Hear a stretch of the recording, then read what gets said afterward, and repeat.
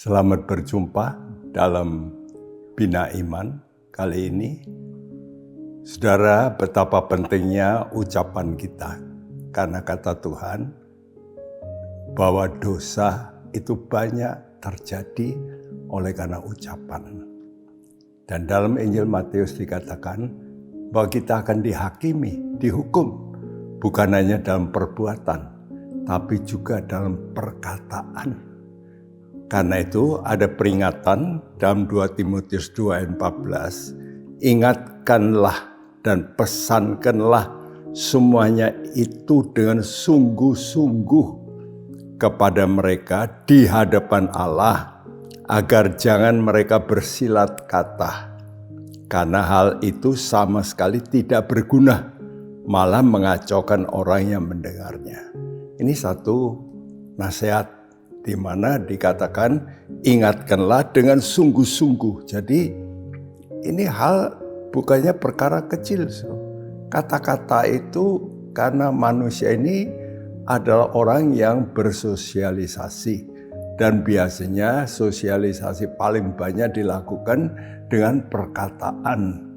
Padahal Tuhan berkata kalau orang itu sempurna, dia itu tidak salah dalam perkataannya. Jadi kebanyakan kesalahan kita justru terletak dalam perkataan kita. Kalau begitu bagaimana ya syarat atau garis yang harus kita pegang kalau kita sedang mungkin argumentasi atau ya mengadakan diskusi. Karena kadang-kadang orang itu berdiskusi lalu timbul perbantahan. Dalam 1 Petrus 4 ayat 11 ini adalah kriterianya. Jika ada orang yang berbicara, baiklah ia berbicara sebagai orang yang menyampaikan firman Allah. Jika ada orang yang melayani, baiklah ia melakukan dengan kekuatan yang dianugerahkan Allah, supaya Allah dimuliakan dalam segala sesuatu karena Yesus Kristus. Ialah yang punya kemuliaan dan kuasa sampai selama-lamanya. Amin. Saudara, dalam berkata-kata ada syarat yang penting. Ayat ini berkata kalau orang bicara, coba dia itu belajar untuk seperti menyampaikan firman Allah. Kalau dikatakan seperti menyampaikan firman Allah, berarti itu kan kita tahu bahwa kita tanggung jawab kepada Allah. Nah, jadi syarat utama kalau kita bercakap-cakap dengan orang, hati-hati kita ini sedang didengar oleh Tuhan dan bertanggung jawab atas perkataan kita. Tadi dikatakan, aku peringatkan kamu dengan sungguh-sungguh di hadapan Allah.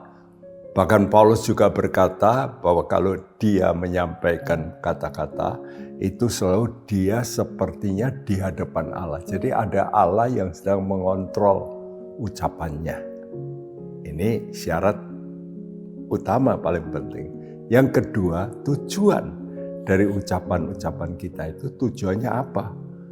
Kalau bersilat, ya lidah bersilat kata itu tujuannya untuk menang.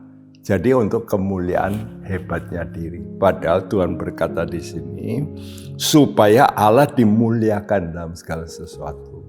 Jadi tujuan kita kalau kita sedang diskusi atau tanya jawab atau argumentasi, tujuannya apakah itu untuk kemuliaan Allah. Nah, ini harus kita pegang baik-baik, ya. Jadi saudaraku, marilah kita mau belajar supaya kita selalu berkata-kata dalam koridor bahwa kita itu diawasi oleh Allah. Kedua, tujuannya supaya untuk kemuliaan Allah. Kiranya Tuhan memberkati. Mari kita berdoa. Bapak, terima kasih Engkau mengajar kami supaya kami jaga lidah kami dengan baik, supaya tidak salah dalam apa yang kami katakan. Dalam nama Tuhan Yesus. Amin.